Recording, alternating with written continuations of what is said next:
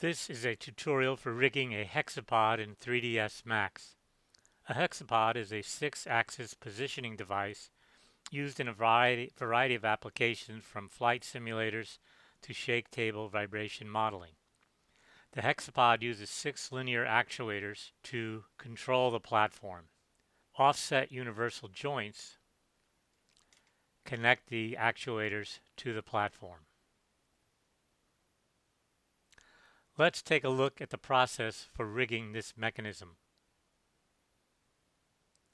6 points on the base and 6 points on the top plate will be used to position the actuators. The local x-axis of each point defines the pin orientation for that particular actuator. I've labeled the helpers on the base as A1 through 6 and the helpers on the top plate as B1 through 6.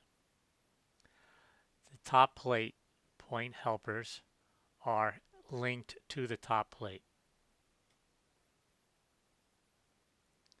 The linear actuator consists of 3 primary components: the outer piston, the inner piston, and a unit I'll call the coupler. The coupler has linked to it 2 pins. The red pin is at the local pivot point of the coupler, and the green pin is offset from it in the Z direction of the coupler. The x-axis of the coupler is the same as the x-axis of the red pin. Okay, let's get started with rigging one of the actuators.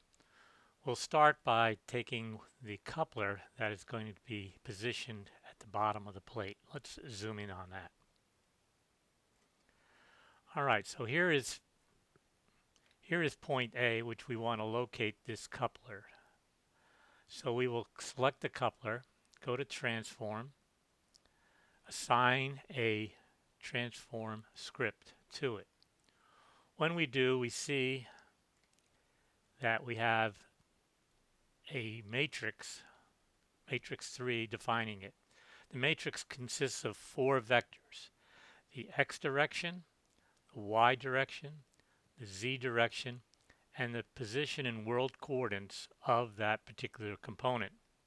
Note here that we have minus 1 times 10 to the minus 7. This is essentially 0. So for the x direction we have 1, 0, 0, or the x direction in world coordinates. For the y direction we have 1.7 times 10 to the minus 7 again. This is essentially 0, so we have 0, 1, 0, or the y direction for the y-axis of the coupler as its position in world space. And the z direction is 0, 0, 1, and finally the position of the coordinate.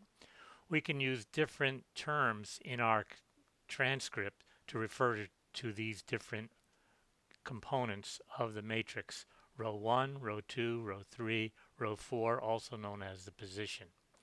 So first thing we want to do is look at what we will need to position this with respect to this point. Well, we need to know about the point A. So we'll set up a variable called point A, and I like to add the capital T at the end of the point name to say I want to define the transform for this particular object. So we're going to create that object variable, and we're going to assign it to point A, the transform component of point A. So I'll double click that, and we can see now that point A is point A transform. The next thing I want to do is point B.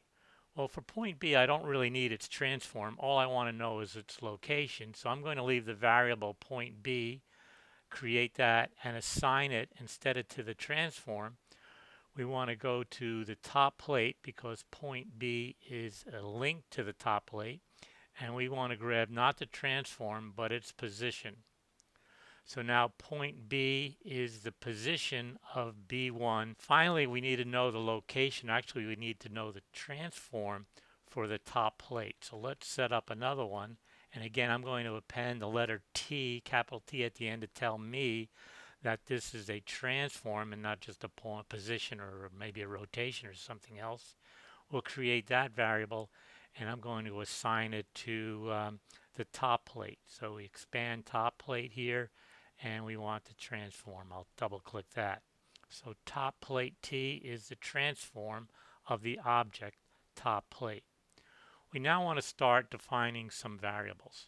So I'm going to start off by what's important to me is to know where point B, PT B, I'm setting up a variable. I'm going to say W in world coordinates is the location of point B.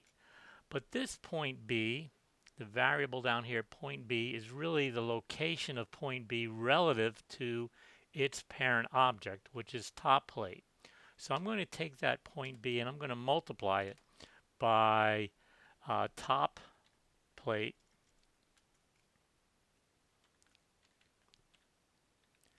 and remember T. Now capitalization is important in these variables. So I have lowercase t, capital P, capital T, lowercase t, capital P, capital T. That is consistent. So now I know where point B is in world coordinates. I also need a vector that's going from point A to point B. So I want to define, and I'm going to call this UAB. I want to define a unit vector. That is a vector with a magnitude of 1, therefore a unit vector. And that's going to equal the location of point A, the location of point A minus the location of point B. So I'm going to say point A, and again, point A has a transform. We want to extract from that transform just the X position, the position of it. So the position is row 4. And I want to subtract from that the world coordinates of point B, which I defined in the previous statement, PTBW. Since we want this to be a unit vector, I'm going to add normalize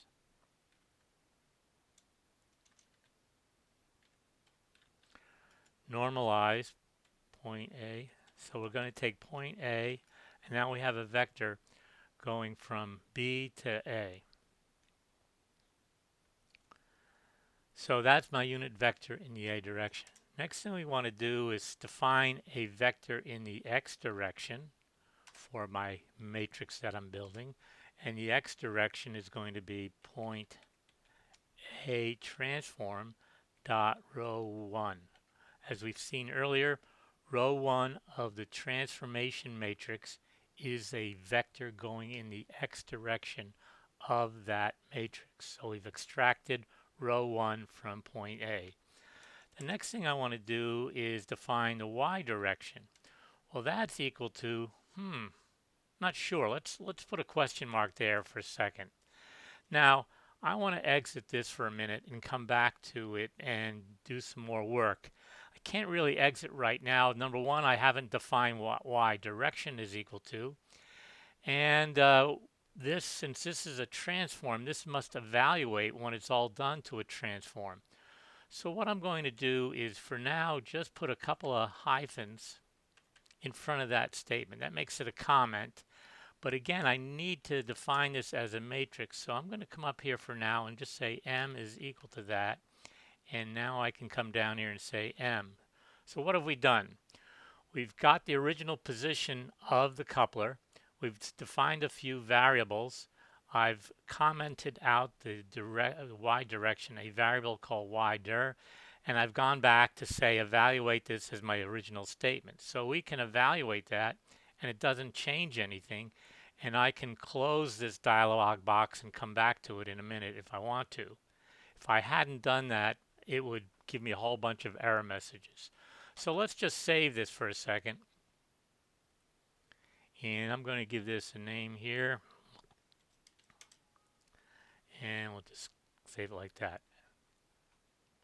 We want to determine the orientation of coupler A, which is free to rotate about the x-axis of the point A.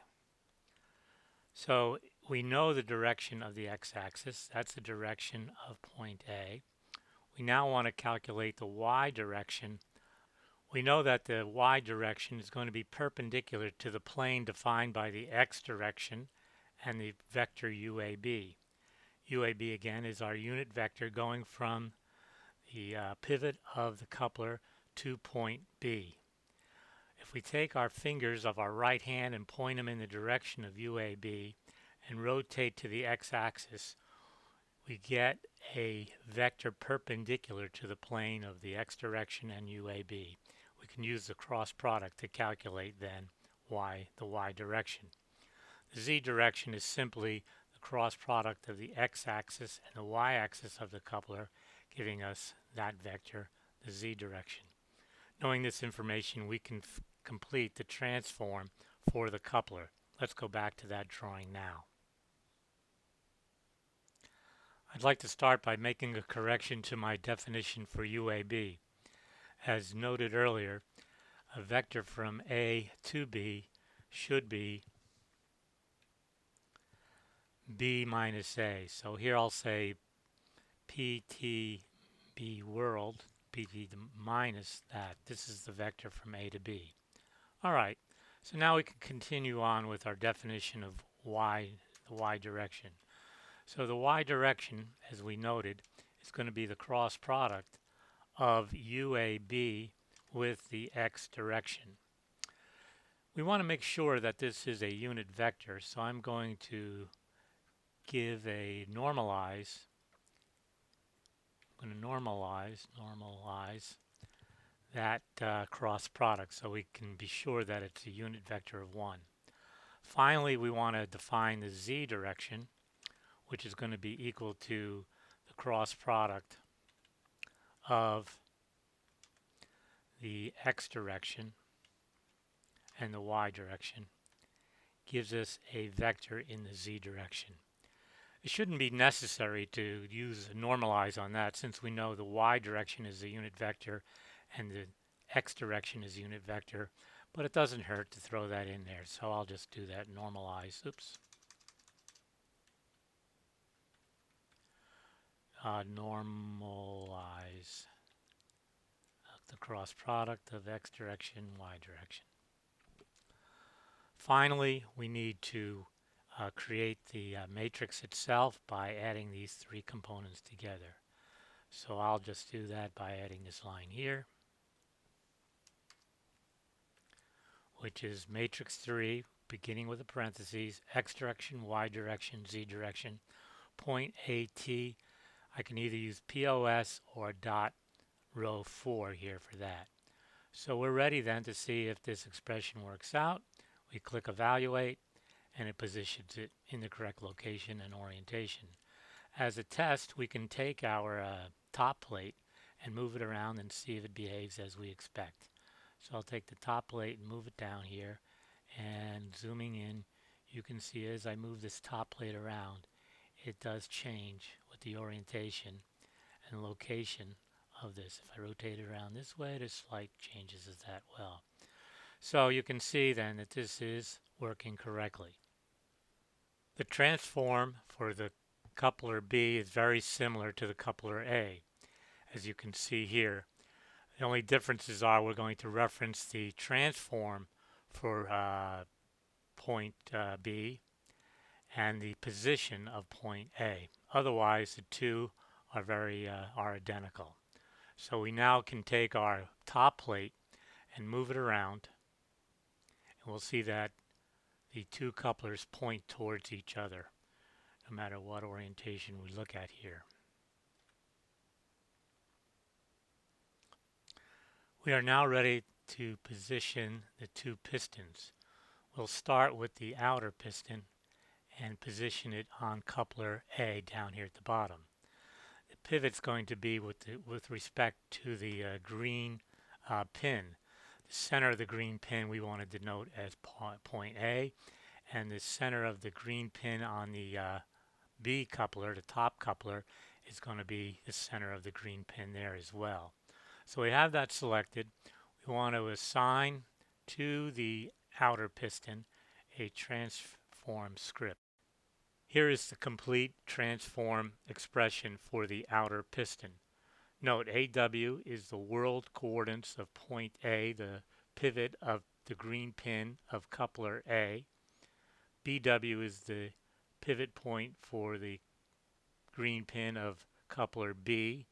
Note here that the X direction is row 2 of coupler A, not row 1. Row 1 is the X direction. Here the green pin is perpendicular to the red pin, so we want row 2, the Y direction of the coupler for the X direction of the outside piston. Finally, Z direction is the direction from A to B, UAB, and the Y direction is simply the cross product of the Z direction with the X direction, and then we build the final matrix. The transform expression for the inner piston is very similar to the outer piston. Again, we're going to reference row 2, the Y direction of the coupler, to define the X direction for the inner piston. Here's the final assembly with all 6 actuators. The other actuators are created by cloning the components of the first actuator and then modifying its script to reference points A2, B2, then A3, B3, etc. Please post any questions and I will try to respond to them. Thank you.